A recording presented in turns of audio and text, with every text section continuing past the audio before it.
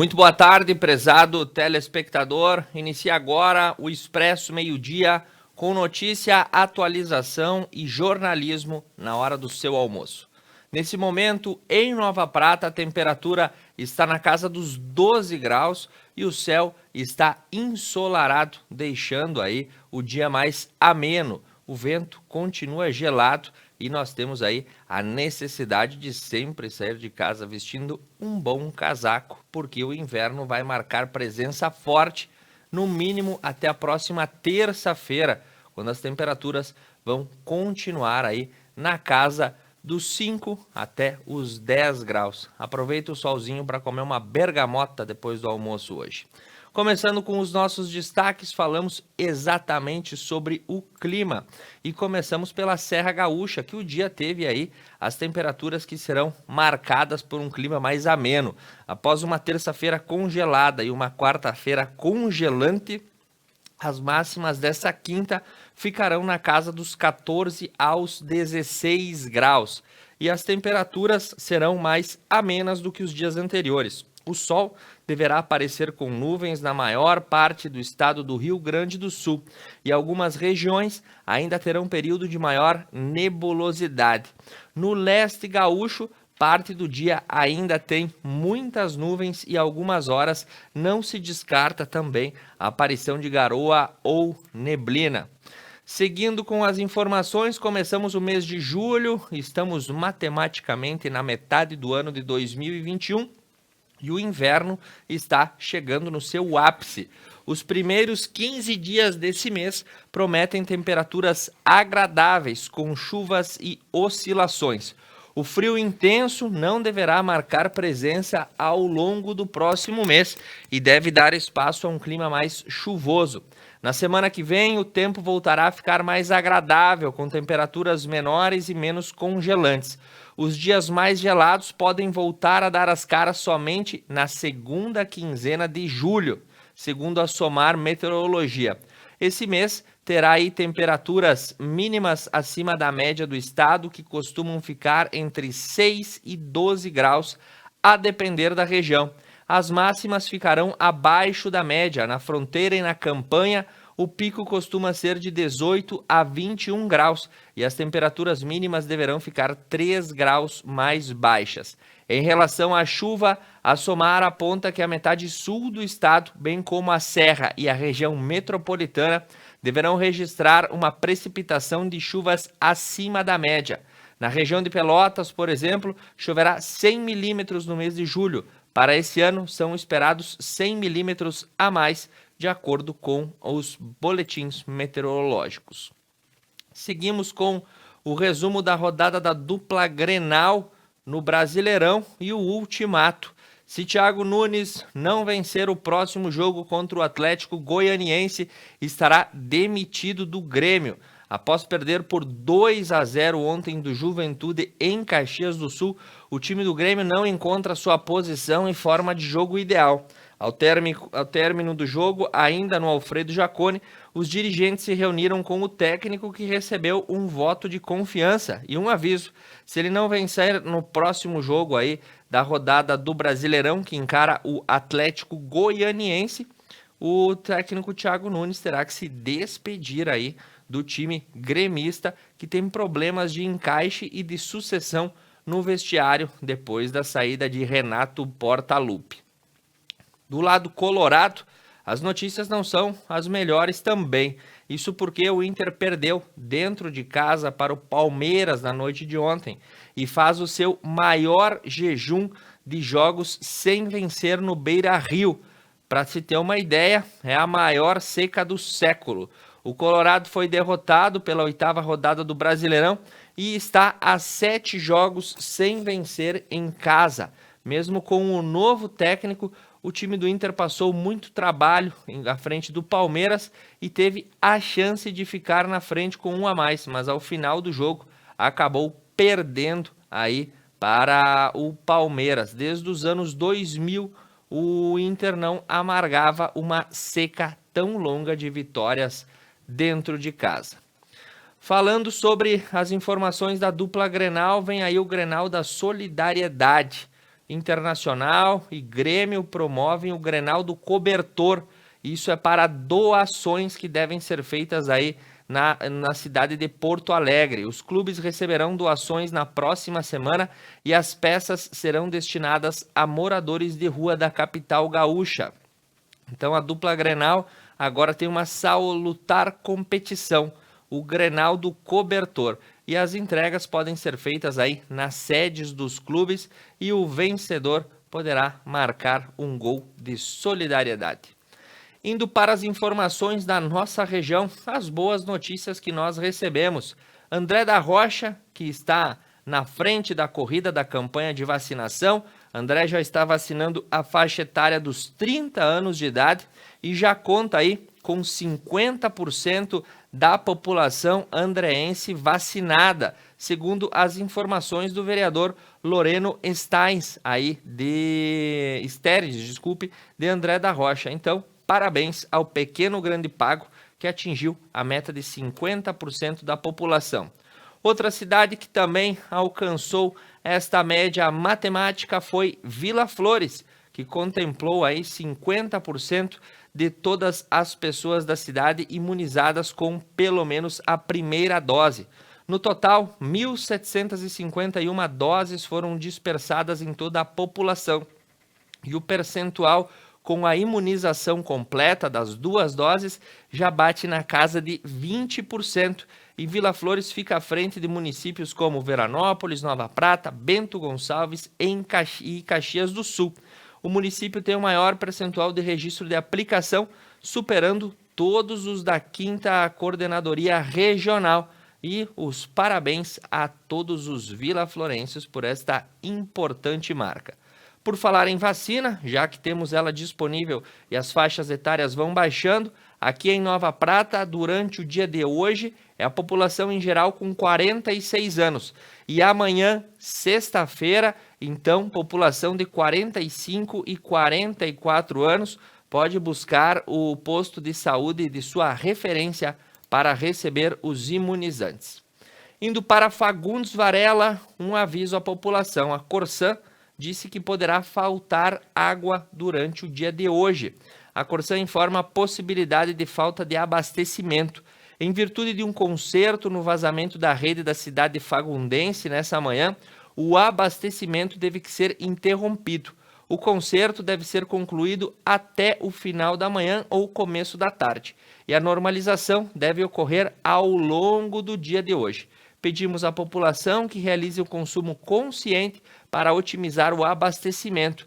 Trabalharemos ao longo da quinta-feira para manter toda a localidade abastecida. Oscilações no abastecimento podem ocorrer em virtude dessa atividade até o final da tarde de hoje. E agora, passando pelas nossas casas de saúde, o Hospital São João Batista e o seu ciclo de internações. Atualmente, 8 pacientes estão internados aí por conta da Covid-19 e 2 pacientes estão suspeitos, de contrair a doença. Então, temos um total aí de 8 a 10 pessoas no Hospital São João Batista de Nova Prata.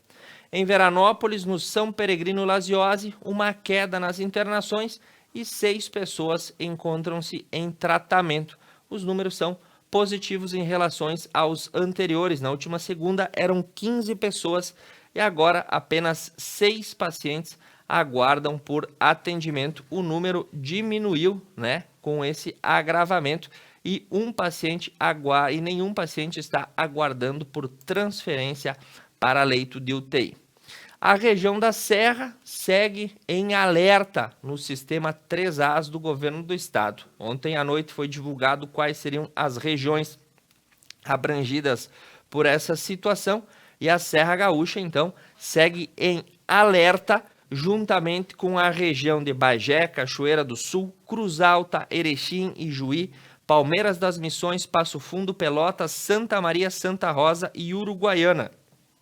E novamente, nessa semana foram emitidos novos avisos para outras 21 regiões.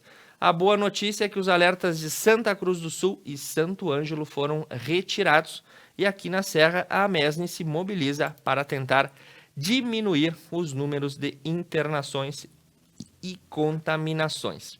Seguindo com as notícias, vamos a Ibiraiaras e uma história que nos dá esperança.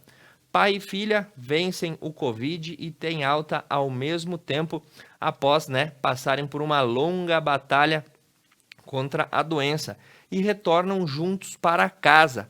Segundo as informações que recebemos da Rádio Cacique, muitas famílias e muitas histórias foram alteradas. No Hospital São Vicente de Paulo, os primeiros pacientes a serem tratados e receberem alta foram o pai e a filha. Ela tem Leda Bedin, com 55 anos, que lutou contra o Covid e está fora do período de isolamento, precisou ter cuidados também na internação na UTI, e o pai também, que superou a doença, e ambos puderam retornar para Ibiraiaras.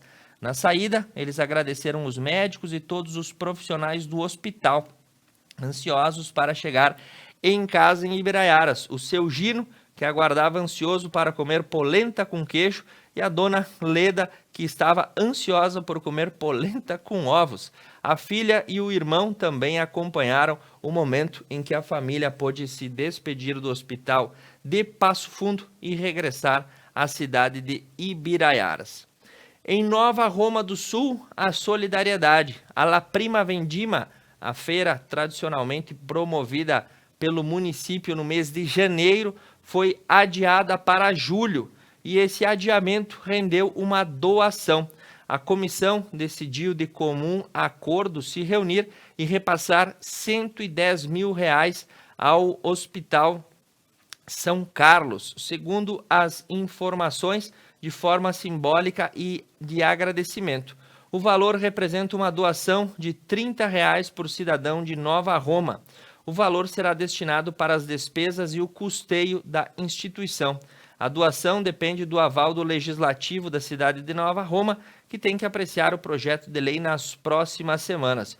E o repasse deve ser efetuado em janeiro de 2022, quando o evento seria realizado. Então, doações e repasses solidários do Hospital São Carlos em Farroupilha.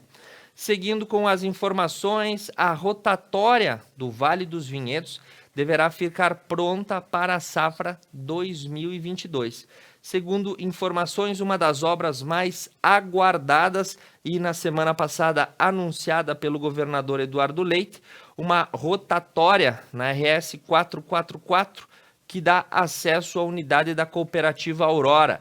A obra deve iniciar nos próximos dias e deverá ser entregue até o final desse ano. O investimento é de R$ 1.780.000.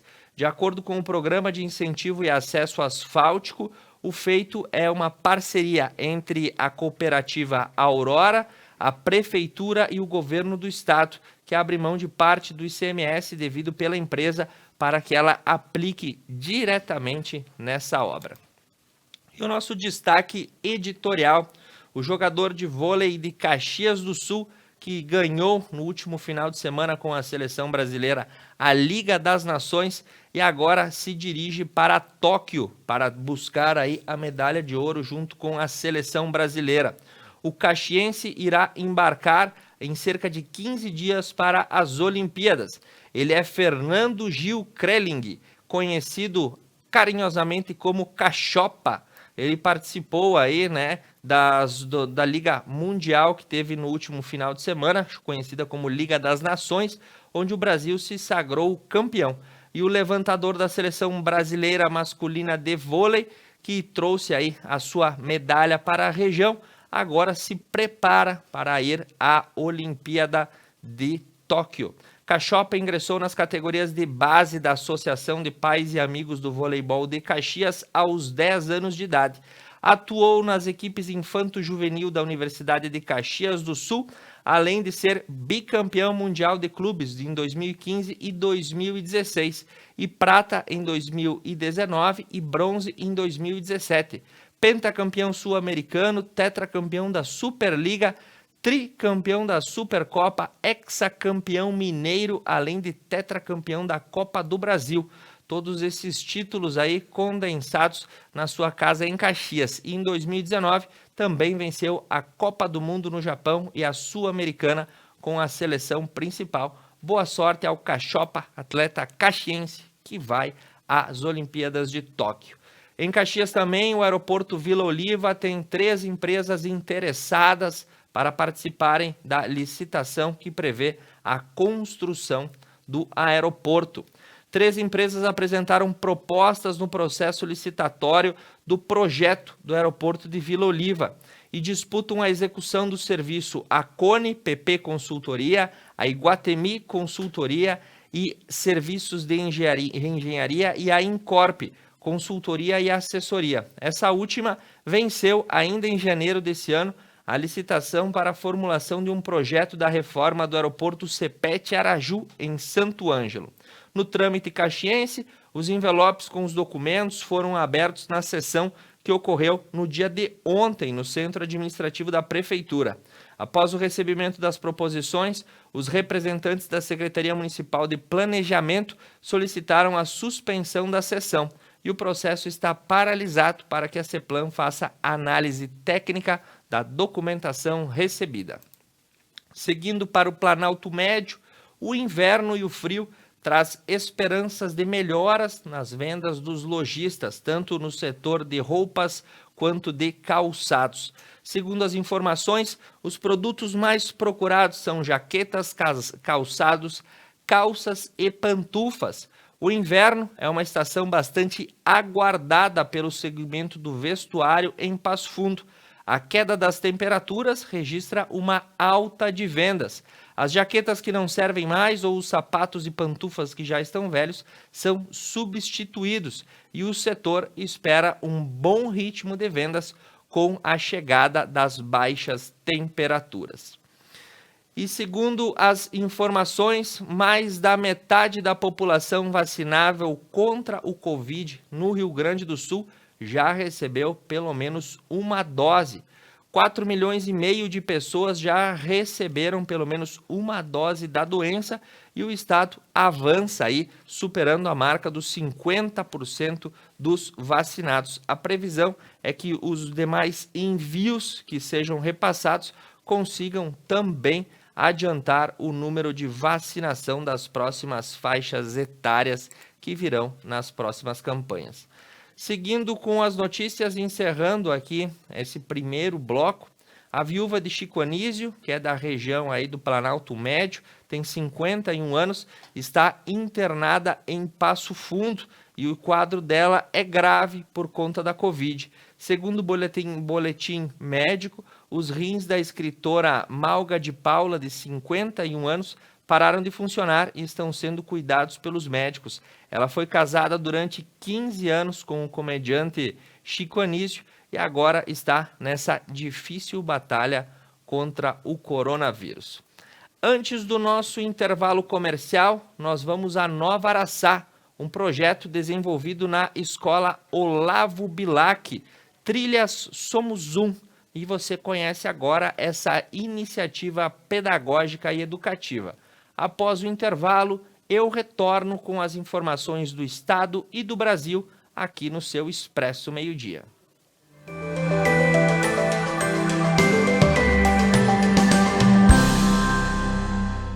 Olá, famílias, tudo bem? Meu nome é Mislaine. Eu sou professora, trabalhei com a oficina de filosofia e anteriormente também com as séries de alfabetização. Esse ano estou como diretora da instituição Olavo Bilac. Nós temos também o corpo administrativo formado pela vice-dir Inês e a pedagoga, a professora Eleni. Nós contamos com um total de 35 profissionais e aproximadamente 280 alunos. Esse ano, em função da pandemia, um ano diferente, a organização da escola também foi diferenciada. Nós temos então as oficinas de inglês, espanhol, música, ateliê e educação física ocorrendo no turno da manhã. Para que a gente pudesse estruturar a ideia de um ensino híbrido, nós organizamos também um canal. As aulas elas são postadas diariamente no grupo das famílias, mas o canal ele serve de apoio para que a gente consiga atender a todas as crianças. A ideia é nenhum a menos. O canal ele tem como Finalidade, então, aproximar escola e família. E nós temos como mascote o Olavinho, e ele vem chegando. Olá, pessoal! Eu sou o Olavinho, mascote da escola Olavo Bilac. E lembrem, eu estou aqui para ajudar vocês nas nossas aulas remotas. É só vocês acessarem o nosso canal Olavo Bilac e lá procurar todas as nossas aulas, com muitas coisas legais e divertidas para a gente aprender. Num ano atípico, então, a nossa preocupação inicial enquanto escola é o cuidado com a vida, certo? Então, assim, seguindo todos os protocolos organizados aqui pelo COI, tanto da instituição como municipal, a gente se reorganizou e se reestruturou. Eu considero que momentos assim de dificuldade, eles propiciam que a gente consiga se reinventar, né? Encontrar formas criativas de organizar um trabalho, sempre pensando no bem das nossas crianças, sem desmerecer, no entanto, a questão do conhecimento acadêmico, tá? Então, por isso a ideia do canal. É importante colocar, então, que num ano de aulas presenciais inativas, a gente precisou, de fato, priorizar tanto o ensino de linguagens e de matemática. Na parte da linguagem, a gente conseguiu atender as crianças através de uma atividade de bolsa de leitura, em que as crianças, quando chegam, elas têm a oportunidade de entrar em contato com os livros, diversos títulos e autores. Eu penso que a leitura, além de abrir caminhos, ela permite que a criança que consegue ler bem, também consegue escrever bem. E por isso, apostamos forte nessa iniciativa. Na área de matemática, outro foco para esse ano, nós conseguimos elaborar, além do planejamento diário das profs pensado com muito carinho, é a parte dos jogos gigantes matemáticos, espalhados pelo pátio. Esses jogos vêm de encontro àquilo que a gente imagina como letramento matemático, que é permitir que as crianças consigam refletir, elaborar regras, partilhar, e assim como a ideia do ganhar e do perder. Se falei anteriormente que uma das ideias e do princípio da escola é o cuidado com a vida, o trabalho com as humanidades ele vem forte nesse ano. Não só em função da pandemia, mas das situações cotidianas que a gente vai enfrentando. E é por isso que a gente está aqui, para falar um pouquinho do que está acontecendo na nossa escola, né? E se acontece, é porque isso não é estático. Costumo dizer para o nosso grupo que isso é movimento. E a ideia de movimento, de ação, nos permite entender a ideia de transformar, de seguir. O projeto ele começou lá no início do ano letivo, em que a gente tinha só os profissionais aqui na escola. Nós realizamos um momento de trilha, uma caminhada, em que nós pudemos ir levantando dúvidas, questões, para um ano também duvidoso. Essas questões elas foram formando o projeto político-pedagógico, que orienta todo o nosso trabalho. E assim, esse projeto ele foi se desenhando. O projeto de nome Trilhas, ele atende a cada mês uma das competências previstas pela base. E é através desse projeto que a gente consegue resgatar nas crianças a percepção da empatia, a percepção do respeito pelo outro, do se colocar no lugar do coleguinha, de entender que em momentos difíceis a gente precisa, mesmo com relações fragmentadas, entender que nós somos um grupo, que nós somos um coletivo. Então vamos conhecer um pouquinho do nosso projeto. Eu costumo dizer que um projeto ele tem início a partir de uma situação problemática. A situação problemática, ela não refere a um problema em si, mas algo que se tem a resolver, que se parte de uma situação cotidiana que implica justamente aquele reinventar que mencionei em minha fala. Então, o nosso projeto ele tem início lá a partir da história em quadrinhos da personagem Mafalda, em que a menina convida os amigos para descobrirem quem é o doente que está em casa. E para espanto das crianças, quem adoeceu foi o mundo. A partir do trabalho individual e por séries, as crianças foram refletindo justamente se esse mundo está adoentado e o que causa essa dor na humanidade. Conseguimos dar sequência com a história apresentada no canal pela professora Vanessa. O livro Uma Colcha para Cobrir o Mundo, então, da escritora Eleonora Medeiros, relata a história da netinha Ana, uma menina muito curiosa. Ela vê, numa noite, a sua avó construindo uma enorme colcha. Então, curiosa, ela pergunta se pode ajudar. Porém, a sua avó relata para ela que é uma colcha enorme, mas uma colcha diferente. Mas como diferente? Diferente porque é uma colcha para cobrir o mundo, que aos olhos da sua avó está doente. Então a Ana pede se pode ajudar a avó. Só que, como é uma colcha enorme, porque o nosso mundo é enorme, ela relata para a neta que não há possibilidade de fazer isso sozinha. Então, ela pede para a neta que chame todas as crianças para poder ajudar. Vai de encontro, então, do nosso projeto, né? Somos Todos Um, onde todas as crianças precisam colaborar para cobrir o nosso mundo, para que ele fique curado. Ajude a cobrir o nosso mundo.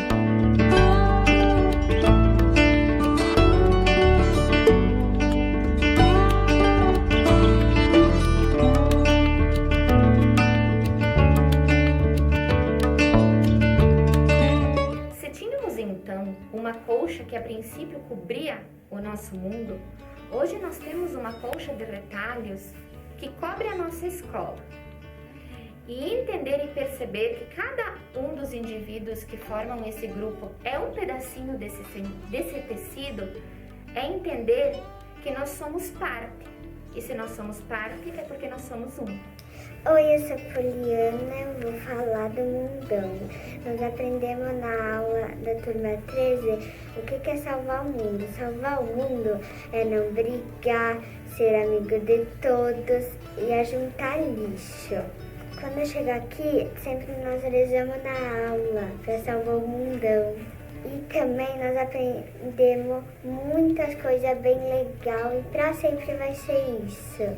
O meu nome é Lucas Brena Bolsoloto, sou do 3º ano e valeu muito a pena estudar nessa escola pelos 3 anos que eu estive aqui. A gente teve que levar um tecido 40x40, né? E depois cada um teve que falar o que deixa feliz, o que deixa triste. Daí cada um teve que colocar o seu tecido lá para prof colar, depois para fazer a colcha. Eu sou Ariane dos Santos de Souza e estudo na Olavo. E eu gosto muito de estudar aqui. Cada parte daquela concha é cada um de nós, cada um fazendo sua parte.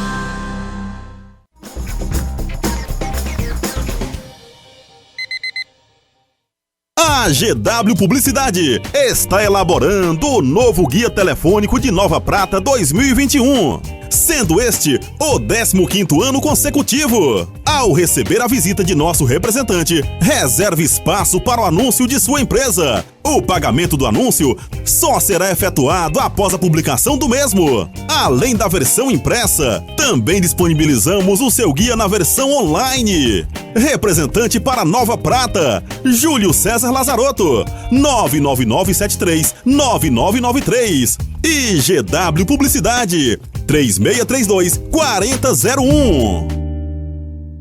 Músicas, convidados e bom humor. Benais, toda quinta na Conecta Mais. A campanha Julho Laranja visa conscientizar a população sobre saúde bucal, de que a primeira consulta ao ortodontista deve ser realizada aos 6 anos de idade, quando os primeiros dentes permanentes começam a aparecer. A campanha foi idealizada pela doutora Cibélia Albergária, a coordenadora Patrícia Zambonato e pelo Grupo da Ortodontia Brasil. Seu mascote é um pássaro chamado Julito, idealizado pela artista plástica Clarissa Nunes. A prevenção é a maior expressão de bem-estar que o ser humano pode experimentar na área da saúde. Laís Frigo Odontologia. O Cindy Lojas trabalha para representar, fortalecer e transformar o varejo todos os dias. Porque o fim do dia não é o fim do trabalho. A porta da loja se fecha, mas nós continuamos abertos para a inovação. Cindy Lojas Regional Nova Prata. Inspiração para transformar o varejo. Superar este momento, em que o mundo une esforços pelo bem de todos, em que estar distante das pessoas é a maior demonstração de amor, em que o cuidado nunca se fez tão necessário. A saúde tem sido a prioridade. Para nós, ela sempre foi. Cuidamos de mais de 18 milhões de pessoas para que elas possam viver mais e melhor. Superar este momento juntos. Esse é o plano. Unimed.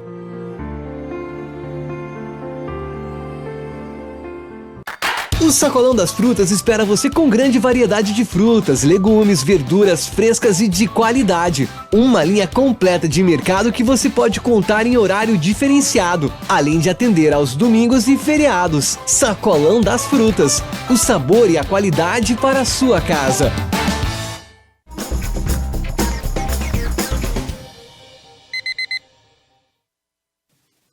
E retornamos ao vivo para você com o Expresso Meio-Dia. Aliás, um meio-dia ensolarado aqui em Nova Prata.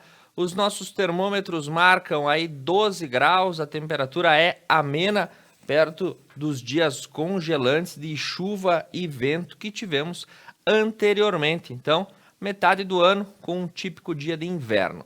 Nas atualizações do Rio Grande do Sul, nós recebemos através da coluna de Giane Guerra a informação de que foi aprovado o plano de recuperação judicial do Grupo Paquetá, tradicional empresa gaúcha com mais de 9 mil funcionários, 5 fábricas e mais de 200 lojas.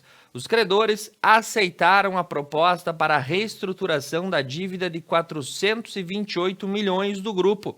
E as informações dão conta de que as operações seguirão. O administrador judicial, Rafael Brizola Marques, representante da Brizola e Japur, a administração judicial no processo, homologou aí a situação que agora segue para análise do juízo de recuperação judicial e falências. Informações do Planalto Médio também são repassadas em Água Santa. Pelo segundo dia consecutivo, a Polícia Federal e um efetivo de mais de 300 agentes de segurança, juntamente com Brigada Militar, Polícia Civil e Corpo de Bombeiros, desenvolvem uma nova operação contra conflitos indígenas. A Operação Guerra e Paz visa coibir o conflito e investigar os crimes ocorridos também neste ano na Reserva Indígena do Carreteiro, situada no município de Água Santa. A ação busca investigar aí as guerras internas entre os indígenas, também acusações de homicídio, extorsão e outros crimes aplicados a facções internas criadas dentro da aldeia. 200 policiais federais, 130 policiais militares, 16 policiais civis, agentes da SUSEP e integrantes do Corpo de Bombeiros cumpriram 28 mandados de prisão preventiva, 49 mandados de busca e apreensão nas cidades de Água Santa, Tapejara, Ibiaçá, Santa Cecília do Sul, Getúlio Vargas, Erebango e também em Passo Fundo. Segundo as informações, disputas internas entre os indígenas geraram conflitos, ameaças, crimes de incêndio, homicídios, entre outras situações. São investigadas também a constituição de milícia privada, lesões corporais, vias de fato, entre outros delitos que serão albergados sobre essa operação que deteu inclusive os caciques de algumas aldeias. Na capital dos gaúchos, Porto Alegre, a vacinação avança e a faixa etária do dia de hoje é de 45 anos de idade, que recebem aí através do sistema drive-thru ou nos postos de saúde ou ainda nas farmácias conveniadas. 1º de julho, metade do ano, a população de 45 anos ou mais está recebendo as aplicações que ocorrem lá no Big Barra Shopping Sul, no Big da Sartório, também no Drive-Thru da PUC ou demais pontos aí vinculados. As vacinas que estão sendo aplicadas hoje é Coronavac e Butantan e também AstraZeneca e Pfizer. Essas são as informações e segue até às 17 horas aí em diversos pontos da capital. Outro assunto que preocupa a vacinação na capital dos gaúchos é a abstenção para a segunda dose. Cerca de 48 mil pessoas estão com a segunda dose em atraso e a Prefeitura de Porto Alegre se preocupa com essa situação. O número dificulta o atingimento da meta de 70% da população completamente protegida para o coronavírus e as autoridades pedem que quem estiver em atraso com a segunda dose compareça aos postos de saúde ou drive-thrus para regularizar a sua situação. Boa notícia para a BR-386, uma das importantes vias de ligações no interior do estado. Ela começará a ter a sua duplicação concretizada. A primeira etapa vai contemplar 20 quilômetros da rodovia entre Marquês de Souza e a cidade de Lajeado. A CCR de Via Sul deu início a essa duplicação na manhã de hoje. O primeiro trecho a receber a melhoria vai do quilômetro 325 na cidade de Marquês de Souza até o quilômetro 345 na cidade de Lajeado. A concessionária aguarda o recebimento da autorização de supressão vegetal para iniciar os trabalhos de preparação do pavimento.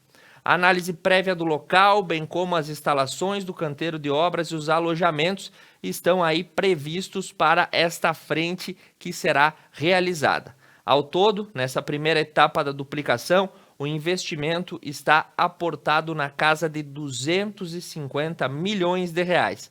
Além dos 20 quilômetros duplicados pela CCR, serão construídos 13 quilômetros de vias marginais, 2 retornos em nível, 6 adequações de acesso, 4 passarelas de pedestres, 6 novas pontes, 6 alargamentos das pontes que já existem e 2 passagens inferiores e 2 superiores. Num primeiro momento, a obra está focalizada na remoção da vegetação ao longo do trecho e o maquinário ainda não trabalha na pista. Por enquanto, o trânsito flui normalmente. A previsão é que a obra consiga ser concluída até o ano de fevereiro de 2023. Atenção aos aposentados e pensionistas do INSS. A prova de vida volta a ser exigida e deve ser realizada para dar vazão aos benefícios. Servidores do Poder Executivo, aposentados e pensionistas que recebem pelo regime próprio da Previdência Social deverão voltar a fazer a sua prova de vida a partir dessa quinta-feira, para não terem os benefícios cortados, e a prova de vida estava suspensa desde março de 2020 por força da pandemia, e o procedimento deverá ser feito até 30 de setembro, na maioria dos casos. A obrigação vale também aos anistiados e políticos civis. O calendário está escalonado de acordo com o mês do nascimento. Quem nasceu de janeiro a julho tem até 30 de setembro para realizar a sua prova de vida. E quem nasceu nos meses seguintes obedece a um cronograma distinto disponível aí nas principais páginas. Seguindo com as notícias para os motoristas, especialmente os que possuem categoria C, D e E na sua carteira. Os exames toxicológicos, que de acordo com as modificações do Código de Trânsito, necessitam serem refeitos para ter a sua validade comprovada. A fiscalização começa hoje no país e os condutores dessas categorias citadas C, D e E com testes vencidos entre março e junho poderão pagar uma multa de R$ 1.467,35. Então, quem possui essa CNH deve promover a rápida renovação do exame toxicológico. No Brasil, 5 milhões de condutores estão habilitados nessa categoria. Quem não tiver o exame em dia pagará multa e será punido com 7 pontos na carteira. O Denatran informou que a fiscalização será feita pelos órgãos autuadores de cada região, também pela Polícia Rodoviária Federal e pela Polícia Rodoviária Estadual. Indo para o cenário da política em Brasília, um super pedido de impeachment foi protocolado na noite de ontem na Câmara dos Deputados. Um documento com mais de 70 páginas, reunindo diversos parlamentares, desde oposicionistas até membros de centro-direita, trazem argumentos, para um novo pedido de impeachment. Outros 122 pedidos já foram protocolados. E esse pedido, até agora, o que contém a maior listagem de autoridades entre parlamentares, lideranças sociais, partidos políticos, movimentos populares e coletivos, protocolou na noite de ontem. De acordo com o presidente da Câmara, Arthur Lira, nenhum pedido de impeachment será apreciado, até a conclusão e o relatório final da CPI da Covid tocada no Senado Federal. Entre as acusações desse novo pedido de impeachment estão aí sendo imputadas ao presidente crime contra a existência da União, crime contra o livre exercício dos poderes legislativos e judiciário, crime nos exercícios dos direitos políticos, crime contra a segurança interna, probidade na administração, crime contra a guarda legal e o emprego do dinheiro público e crimes contra o cumprimento de decisões do judiciário. 46 parlamentares de diversos partidos como PCB, PSB, PT, PSTU, PSOL, PDT, PCdoB, PCO, Rede Sustentabilidade e Cidadania. E alguns deputados aí que já foram apoiadores do presidente e que hoje se colocam contrários, participaram desse processo. Na CPI da Covid, nessa manhã, estão sendo ouvidos representantes da indústria farmacêutica que teriam supostamente intermediado vendas da vacina Covaxin ao Ministério da Saúde, onde teriam acontecido supostamente ofertas de propina. Isso será investigado e muito bate-boca no Senado Federal nessa manhã também. A boa notícia é que o Brasil alcançou a marca de 100 milhões de cidadãos vacinados. As vacinas aplicadas na primeira dose chegaram a 34,5% da população. O número ficou atualizado com 100 milhões e 58 doses aplicadas até o dia de ontem, conforme as plataformas que fazem a contagem.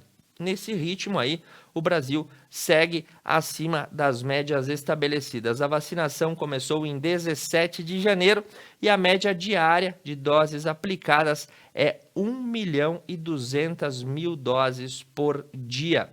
E o estado que lidera aí a lista de aplicações é São Paulo, que está na frente em número de doses. Um recado e uma sugestão.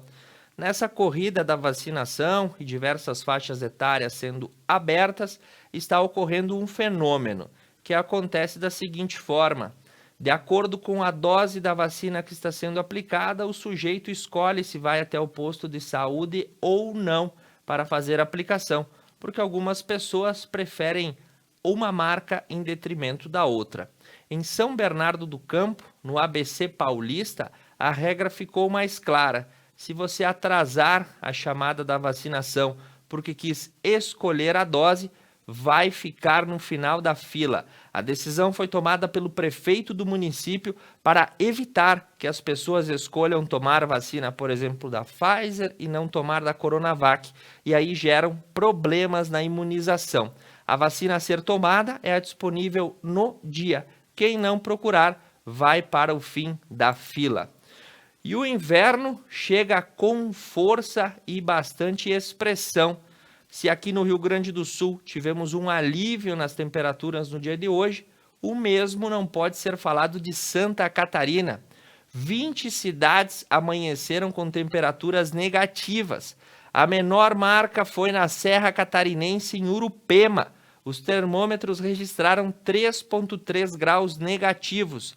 São Joaquim teve formação de geada nessa manhã e diversas cidades amanheceram com os termômetros abaixo de zero, como por exemplo Alfredo Wagner, que fica na Grande Florianópolis, a temperatura era de 4 graus Celsius às 6 horas da manhã, as temperaturas bastante incomum em uma das ondas de frio que atingiram aí o sul do Brasil de forma bastante firme. Maravilha, Rio das Antas, Videira, Caçador, Fraiburgo, diversas cidades em vários lados do estado catarinense sofreram com os efeitos da friagem e as belas imagens se registram aí ao longo do estado catarinense. Sendo essas as informações para a nossa edição desse episódio do Expresso Meio-Dia, eu agradeço a sua audiência. Nós retornamos amanhã com mais notícia, informação e jornalismo. Uma boa quinta-feira a todos e uma boa tarde.